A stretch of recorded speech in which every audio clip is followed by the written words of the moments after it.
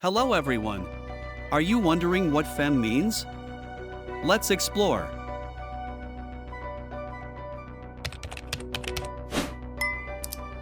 Femme is a gender expression associated with femininity, often used within LGBTQ+ contexts to describe someone who embraces traits traditionally considered feminine, such as style, behavior, or appearance.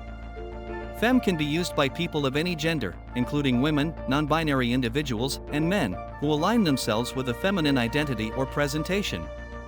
This term is especially common in lesbian and queer communities, where it contrasts with more masculine-presenting identities, like butch.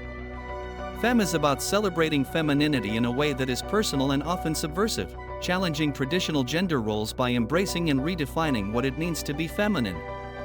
In essence, femme is about expressing femininity in a way that is true to oneself, regardless of societal expectations.